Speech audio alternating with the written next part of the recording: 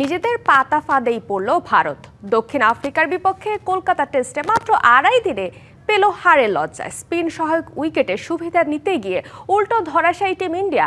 124 রানের সহজ লক্ষ্য তারায় মাত্র 93 রানে অল আউট টিম ইন্ডিয়া। ফল ছাপিয়ে আলোচনায় ইডেনের সেই বিতর্কিত উইকেট। 4 বিশেষজ্ঞ স্পিনার পছন্দের স্পিন বান্ধব উইকেট, প্রতিপক্ষ অধিনায়ককে স্লেজিং, কোনো কিছুই জেতাতে পারেনি ভারতকে। টিম ইন্ডিয়ার সব কৌশল ছাপিয়ে জয়ের হাসি প্রোটিয়াদের। অথচ 6 বছর পর ইডেনে ফেরার টেস্ট ম্যাচ ঘিরে ভক্তদের প্রত্যাশা ছিল আকাশ ছোঁয়া, কিন্তু সেই উচ্ছ্বাস থমকে গেল মাত্র 2.5 দিনেই।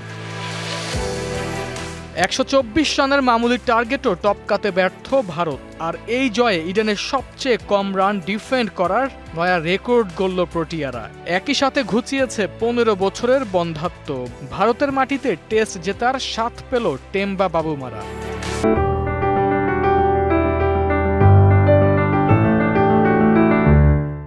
প্রথম দিন থেকে ইডেনের পিচ ছিল বিভীষিকাময়। অনিয়মিত বাউন্স আর দ্রুত টার্নের ফাঁদে পড়ে 4 ইনিংসে কোনো দলই পারেনি 200 রানের গন্ডি পেরোতে। টেম্বা বাবুমা ছাড়া কেউই পাননি হাফ সেঞ্চুরির দেখা। উইকেটের এমন অস্বাভাবিক পরিবর্তনে দুদলই বিস্মিত।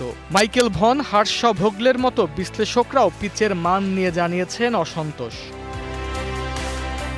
প্রতিপক্ষের জন্য ভারতের এমন স্পিন ফাঁদ নতুন নয়। গেল বছর নিউজিল্যান্ড সিরিজেও একই ধরনের পিচ বানিয়ে পেতে হয়েছিল হোয়াইট ওয়াশের লজ্জা। কিউরেটরের ওপর দায় চাপিয়ে সৌরভ গাঙ্গুলিও ইঙ্গিত দিয়েছেন টিম ম্যানেজমেন্টের ইচ্ছাতেই উইকেটে 4 দিনে কোনো পানি দেওয়া হয়নি।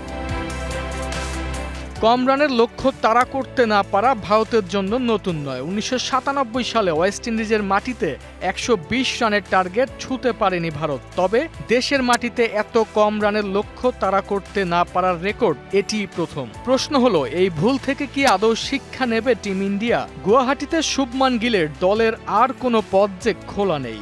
এই টেস্ট জিতে সিরিজ হার যে বাঁচাতে হবে।